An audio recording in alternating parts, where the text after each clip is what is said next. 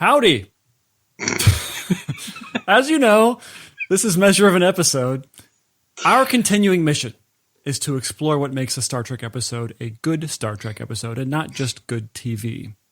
I'm Paul. And all the way over here is Jonathan. Sorry, well, I mean, since you're shouting, I figured I should shout too. What did we watch? What are we going to discuss? We watched Profit and Loss. You've got the blurb, but by the end of this, we will definitely need to talk about changing our baseline and our criteria, because otherwise, so far, DS9 is 0 for 2.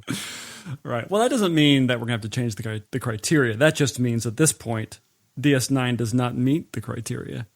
Right. Okay, so am I doing the blurb? Do I have to say it? I thought we like, if I did the intro, you did the blurb and vice versa. Is that not true? Yeah, no, that's totally true. And I do have the blurb up. I thought you said you've got the blurb as in it's your responsibility to do the blurb. That is what I said. That is what I meant. Since we're switching, I do have it here. Let me just, look through my papers. Hold on. Almost found it. All right, I'm going to read the blurb now. Okay. Cisco and the ops crew.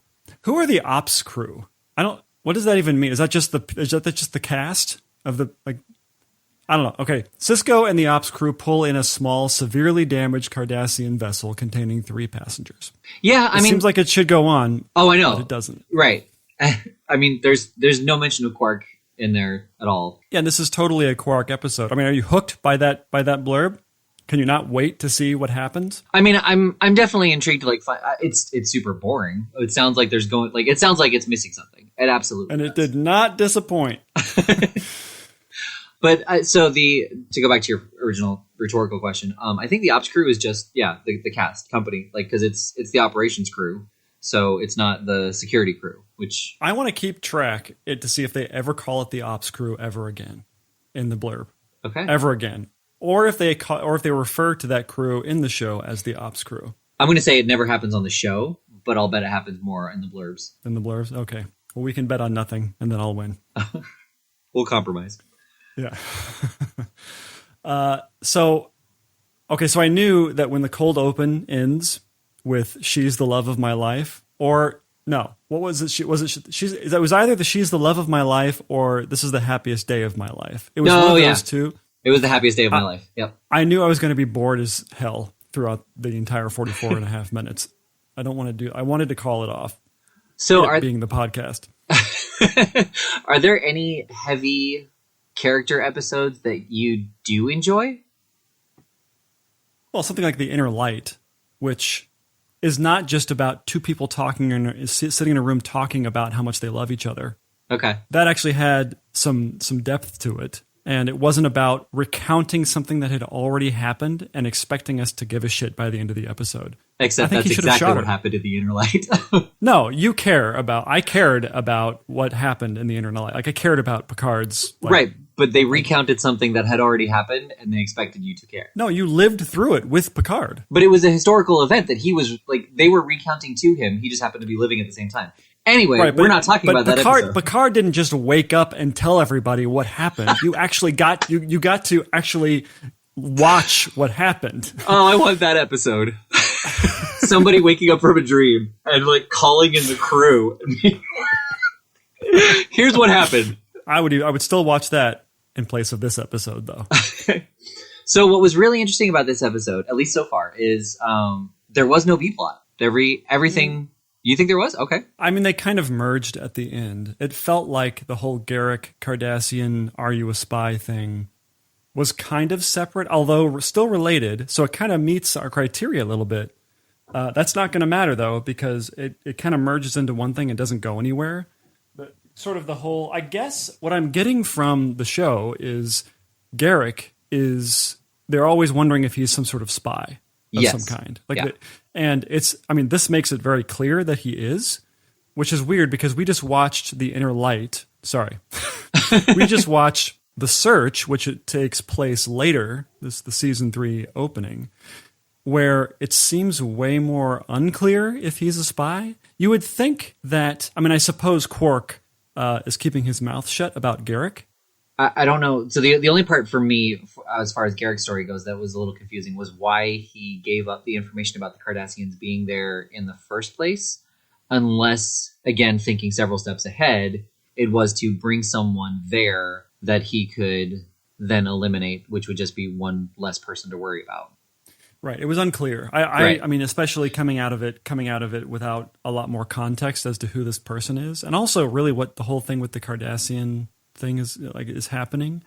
I mean, obviously. So in general, this whole episode kind of exposes the whole Cardassian is under military rule. It seems like a terrible thing, and also it further demonstrates what you were saying about how DS9 totally bought into the political thing with Star Trek. Right. And I think that's part of it is the fact that Garrick does these things that are always ultimately beneficial in the long run. So it does seem like he knows what he's doing, but it very much seems like he's playing the opposite side until suddenly he turns against them and he no longer is. So, so everyone's just kind of like, who are you? What is your situation? I actually he's my favorite character so far. I used to love Odo, but now that I'm seeing him again for the first time since high school, he's super hammy and overplayed. He's like super overacts with this stuff. It's really weird. I always thought he was more understated and stoic. Like the way that he talks, like he's doing this gruff, low, but it's not like he's sort of just cantankerous. He's like he's pretending to be a dad trying to play with his kid all the time, like as the Cookie Monster. That's what it sounds like. It sounds like your dad being Cookie Monster. Odo is your dad being Cookie Monster. Like. It sounds like a dad being Cookie Monster. Nice. Yeah, I mean, my dad just happens to be the Cookie Monster. That's why. Odo is very one note for the first couple seasons. He's cantankerous. He believes only in justice, and he kind of blindly follows it. It also, so specifically to this episode, it makes zero sense that he would let them all go at the end, right? 0 sense. It doesn't. I mean, I don't even know why. I mean, I understand that he's sympathetic to these Cardassians who are trying to overthrow the government, but he wouldn't just let them go. I mean, Sisko would Odo should be executed like immediately, like because clearly he's not a good officer. Right. Like, I suppose this speaks to what happens later, where they're like, Odo, you don't follow the rules. I didn't realize that meant going completely 100% against what the captain orders. Right. It's literally not following the rules. It's not following your own rules. It's like literally actively opposing what you were told to do. Yeah, I think letting them go is really the issue. I think that his position was good. Him saying like he looked through their files and there was nothing that would warrant the death penalty. But at that point, you would offer them the S word, asylum. Yeah, the S word, asylum. Was that the word I'm thinking of? I'm thinking sanctuary, but that's not right. Yeah, asylum. Okay, it is asylum. Okay, that starts with an A. Yeah, I know. Just for the listeners. Yeah, just like astigmatism, also starts with an S. I have many stigmatisms. Let's jump to the beginning here for a second. Right, now that we've talked about the end. No, because that was the most exciting part. The boring part at the end, that was the most exciting part. Right. So let's talk to the 36 minutes of it. This whole episode is front-loaded with bullshit between Quark and who's the lady whose name I don't remember. I thought it was Fatima at first. It's Natima. I wrote it down. Okay. Yeah. Oh, good for you. I also watch it with subtitles. Do you do that or no? No. Okay. I hate subtitles. I won't even watch good movies with subtitles. You think I'm going to turn on subtitles for crappy stuff? But you see, you don't know this is crappy until you watched it. You're like, I shouldn't have had subtitles on from the beginning. I told you, when the episode cold opened with, "This is the happiest day of my life," and he chased after a girl, I was out. I should have turned off the whole episode, not just the subtitles. Well, especially since we've already established that the cold open is the A plot. Which means that no matter what the B plot is, the majority of the time is going to be on Quark trying to woo back this girl. Right. Yeah. It's more of the FU plot. So the first 3/4 of this episode is basically front-loaded with Quark chasing this old flame of his, and there's many scenes about it where he's either talking to other DS9 characters or to her herself, and she seems very uninterested. Oh, yeah. Very uninterested. And I understand why they did that. She's very uninterested because that pays off later when she finally caves, right? But I guess. It's such a 180. It's such a 180. It's such a 180. It feels like he's drugged her with something. No, right? So for me, because it came out back after the commercial break, after she shot him and he lay down on the ground, I expected the rest of the episode, when she reacted that way, I expected the rest of the episode to involve him helping the other Cardassians escape, her staying with him and like wanting to stay on DS9 with him, and then him waking up back in his room with her having just shot him. Because of how stark that contrast was between how she behaved before she shot him and how she behaved after, I absolutely expected the rest of it to just be a fever dream. That would have been interesting. I would have been a different kind of annoyed if that had happened, but it would have been less. Like, it wouldn't have given me indigestion. Because it's such a weird moment when she all of a sudden starts professing her love. And there was no reason for her not to earlier. Really? I mean, what was the reason? I don't think there was one. No. Well, here's the problem. Everybody in Star Trek, and this includes Next Generation, has shady person blindness, because the first time we see her quote-unquote students walk off the ship after it's been damaged, like I think it's the cold open. The first time we see them, they look super shady. I mean, everybody should be able to tell this is obviously not, like, they're lying. You're arrested. like we need to put them directly into the brig because they obviously are not students. She is obviously not a teacher, right? Is it like hard to act shady like that? I always wonder, because there's two things that happen a lot in TV.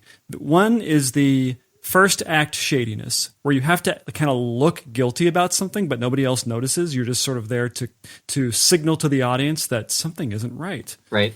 And the other kind is where you play the asshole or the antagonist or something, and you finally get your comeuppance, and you're supposed to look like you're, I guess, defeated. Were they begrudgingly realize that the way they were acting was wrong? That one? Yes. Okay. Yes. The thing that humans never do in real life, that thing. Yeah.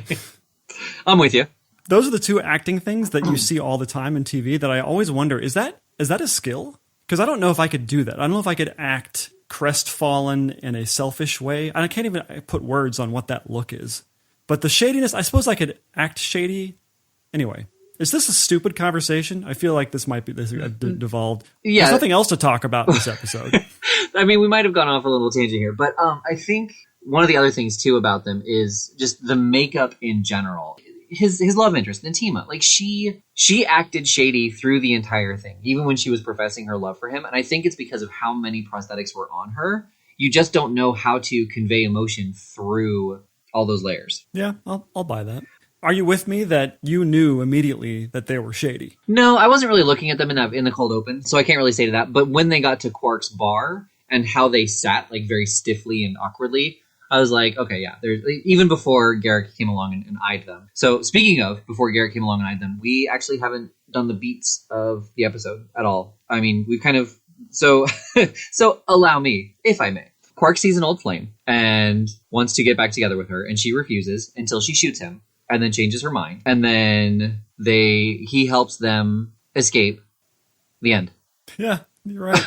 I mean, that took way longer than it should have, but I think you nailed. You got all the beats pretty well. Well, yeah, I was trying to think if there were any details. And then like the minor B plot that you keep proclaiming is a B plot is that Garrick is the one who gave up the Cardassians, and then he stops them from boarding the plane or boarding their ship until the actual soldier comes along, and then he shoots the soldier and says, "Okay, you're free to go."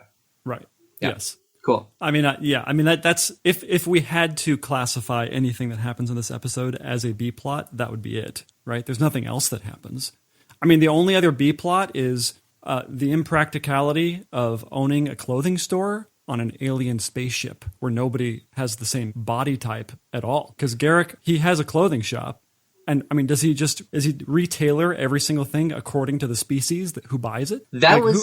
That was actually the impression that, because of how small his shop is, I assume that it is genuinely, like, he is there. It's totally impractical. Well, I think he's there almost entirely for repairs. Like, I think that's what it is. Like, he's got a few things on display like tailors would, but it's not a place where you would actually sell clothes. You also have replicators. You have these scanning devices that can get your measurements down to a nanometer. right? Yes. And they can just print out. They just print out a shirt for you, and it fits perfectly every time. What do you need Garrick for? Right. I mean, they should immediately. If somebody who comes to this place and says, "Hey, I'd like to open a clothing shop," you're like, "Well, you must be a spy," right? Right. Because that makes no sense. Yeah. Please get off the ship. So yeah, there's really not a B plot. No. Not really. Especially one that would be considered a Star Trek B plot, which is usually more character oriented. Right. I mean, Sisko's only in the show, less than 5 minutes. Yeah. He has 2 or 3 scenes, maybe. Yeah. He's such an overactor. Everybody in the show is overacting. There's this one scene where he's talking to Garrick, and Sisko is like doing the Star Trek pace and plot. And so after he gets done, he's facing away from Garrick. And then he finishes his line with, "'Cause you might be a spy." And then he flips around real quick like he's in Gone with the Wind. Right. And I don't know if the show is just dated or if they meant to do that. Right. The thing that that caught me on Sisko, after thinking about it from the last episode and paying attention for it in this episode, it's that he hits unnecessary words in his sentence. Like like where William Shatner does those like dramatic pauses as he's trying to come up with the word, Sisko like punches all these words in his sentence. So the Cardassians, by the way, I'm trying really hard not to say Kardashians. Right. I know. Really hard. Because I think I said it a couple times last episode. You did. So you tell me, are they evolved from snakes? I think scorpions. Okay. I think like some kind of scorpion. Like I was thinking about that this episode too, like just because of their like stiff exoskeleton shoulders, and they do have a lot of like cartilage or extra bone or something like that. So it's definitely insect based. Yeah, I mean it has that sort of cobra neck thing going. Yeah. I don't think it's reptile. I think it's insect, and more specifically like predatory insect. Speaking of their anatomy, I'm really glad that I didn't watch this particular episode with my parents, because there's that scene where Quark starts masturbating her neck. Right. My 10-year-old daughter walked in on that point, and oh God, yeah, what's he doing to her? Well, yeah, and she like kind of like raised her eyebrows and looked away, like I should not be watching this right now. And so I paused it and I was like, what? But it's Star Trek, so I don't want her to think like she should not be watching Star Trek. Well, she shouldn't be watching this Star Trek. Right. You're going to give her yeah. Now she thinks there's 2 different types of Star Trek. There's regular Star Trek and Star Trek After Dark. Yeah. Yeah. Exactly. White fences. That sounds like a porn.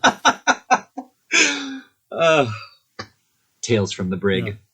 So there was another scene where Quark is in with Garrick, and he says, "How Ferengi of you." Like, I know that the Ferengi are proud of their shrewdness and deal making and all that kind of thing, but like, there's no way. Like, if somebody came in and was like being very shrewd with their finances, I'm going to preface this by saying I am Jewish, that you would say, "How Jew of you." Like, is that what they're saying? I mean, I know that they're saying, when they say that, they're like, usually Ferengi are not as generous as you're being, and that's said at least twice in this episode.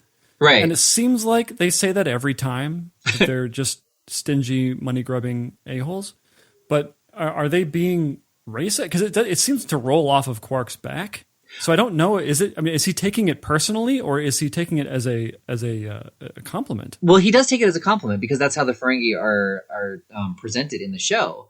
But the thing is, like every culture, every alien race up until I want to say Voyager, maybe Enterprise, but I think it was Voyager.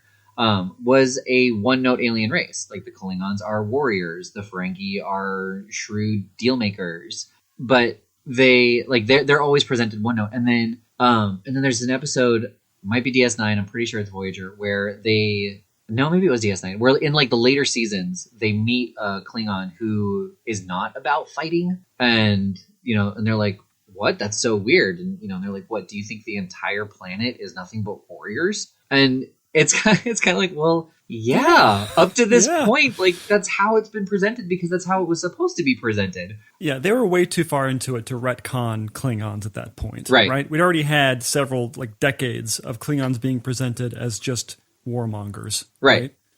Yeah. Yeah. They don't get to retcon that stuff. Okay, so DS9, can I say something just in general about DS9? No. The set or the ship, it's lit like a submarine. For example, or the whole set is like a submarine. Like all the lights, it's almost like they put this metal grating underneath the lights. So everything has that sort of, that gray, all the lights, like there's always that shadow over everything. Uh-huh. So there's that, and then there's like all of the the staircases are super narrow. Did you notice this? Well, yes, but I also know why. Okay, so wow, I knew that you like didn't have a whole lot of memory of this show, but I thought you at least knew the basic premise. So DS9 was a Cardassian A submarine. It used to be a submarine. Yeah, it was completely reformatted to go from underwater to into space. But it was a Cardassian concentration camp for the Bajorans. Oh, so it's a prison. It was, yeah. And then when the Cardassians and the Bajorans declared their not alliance, but they declared peace, but it's not peace. Like it's just an uneasy peace, I guess. It's a ceasefire, I guess, of some kind. Yeah. No? But I mean, the Cardassians were very much in control of the Bajorans. And then they said, okay, we'll let them go. But there's still major tension. It's just that the Federation got involved. And to do so, the Federations took over this concentration camp and made it a Federation station, Deep Space Nine. Okay. From season to season, it gets brighter and brighter.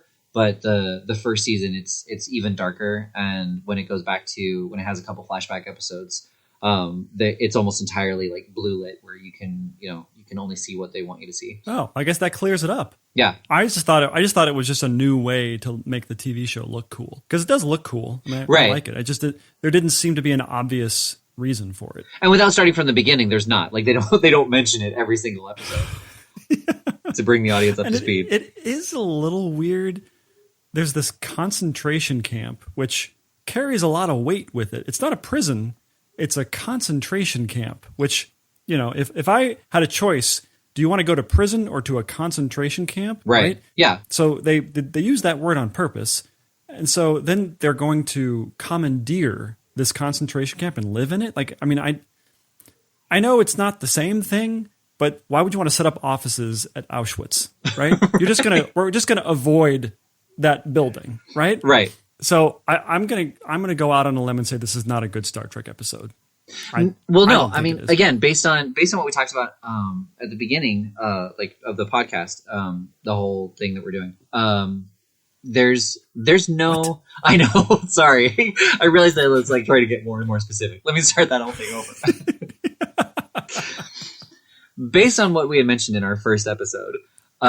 There's no sci-fi to this other than the different alien races, but there's nothing sci-fi about refugees and political activists and military trying to stop a coup, basically, or an uprising. If you took off the makeup, there would be nothing. I mean, you could even the stand-ins for just regular things, like their ship is broken or their car is broken, right, or their stagecoach is broken. Yeah, it doesn't matter, right? It's almost like they ripped it from an old Western or something like that, right? Where they found arrows in the broken down. Yeah. Your wheel is pretty broken here. I don't know if I'm able to fix it right away. Like there's nothing science fiction about this show, right? Or sorry, this particular episode. Yeah. And I feel like that happens for a lot of DS9. With that being said, so based on our criteria, there was barely a B plot, which really didn't advance the character because he remains a mystery for the entire time. And the A plot was a non-sci-fi conflict with a non-sci-fi resolution. Just the total lack of any science fiction whatsoever kind of disqualifies it anyway. Right. One last thing that I do want to say about the episode, when Quark is like, tell me you have no feelings for me whatsoever. And without missing a beat, she says, you have no feelings for me I have no feelings for you whatsoever. And he's like, yes, you hesitated. And then, like, after the commercial break, like, not even 2 minutes later, she's like, Quark, did you mean it? Do you really love me? And he, like, pauses for, like, 3 seconds as he's, like, trying to come up with what to say. Well, he probably is shocked because it didn't seem like she was interested at all. Like, there was a point where I thought, oh, maybe this is not the same person. Right. We're going to pull the old switcheroo, like they stole her face or something. Which would have been sci-fi. Yeah, that would have been great. Where's that episode? All right, but going back to the criteria, do you feel like we need to, at this point, do you feel like we need to either amend or add to, like kind of it's either this or it's this to incorporate DS9? Or do you want to just keep saying that DS9 is not Star Trek? No, it's too early. Okay. I mean, I want to have a little bit more faith in Star Trek and specifically DS9 just to see if they pull out some science fiction stops here. Okay. So I think it's too early to do that. Plus, I don't want I think part of this criteria is that what we think is a good episode, and granted, we're trying to be as objective as possible. I don't like these types of things. This is not what attracts me to Star Trek. Sure. So I don't think I can just say, just because one of the Star Trek shows tries to concentrate on the political drama of everything, that automatically makes it a good Star Trek episode. I'm happy to just completely write off DS9. Right. It's set in the Star Trek universe, but it's not a Star Trek show. So I will say we probably do need to consider the fact that, like, we talked about it on the last DS9 episode and on this one, but Gene Roddenberry did mean for Star Trek to be an allegory for political issues. And in our criteria, we don't have that at all. Yes, but I think it's fine as a setting. But I don't think it's where every episode is about literally political stuff. I thought I took that to mean, in the same way that Roddenberry wanted it to be about morality. Right. Right. That it's not like in every episode of Next Gen they're wondering, they're saying out loud, should I do this or should I not? Like that's implied. The implication is the whole episode is about that. I mean, do you like that? Is that something that you would want to watch? I mean, I guess you did watch all of it. Right. Well, and I think it depends on how it's written. I think Scandal's really good. I thought House of Cards was really good. And those are political intrigue and espionage, and probably better Star Trek episodes too. Right. I never watched The West Wing, but I think that you did and you liked it. And these are all political shows. So like having a political aspect to it is not going to instantly turn me off because it's political heavy. I think it absolutely depends on the quality of the writing. So. Yeah, but I don't like my chicken soup to taste like ice cream. Yeah, and enemies make very dangerous friends. No, mine makes way more sense and is way more. No, don't do that. I'm going to edit you out, and it's just going to be me talking to nothing. You know what I mean, though, right? Like, yes, I like both of those things, but when one is supposed to be something, I don't want it to be the other thing. Sure, but we're expecting Star Trek or we're expecting DS9 to be a political heavy show. So, if you want Star Trek to be straight up Star Trek, like from the original series of Next Generation, you're going to skip DS9. If you want Star Trek in all aspects, at which point we probably do need to amend what the criteria is, including something political and or moral, then DS9 can be a really good show because it, takes place in the Star Trek universe, but it also much more heavily deals with the political aspect of how do you keep a federation a peaceful society, which is where like Sector 51 came in. Okay. Well, I mean, I get this at this point for me, I'm unwilling to make a change to our criteria. Okay. And I'm also unwilling to write off DS9. Okay. I think that we're too early. We're too early into our experiment here. Gotcha. All right. Let's give it a year. Oh, ye of too much faith. All right, so based on the criteria, this was not a Star Trek episode at all. And having said that, it really wasn't that great of a TV episode.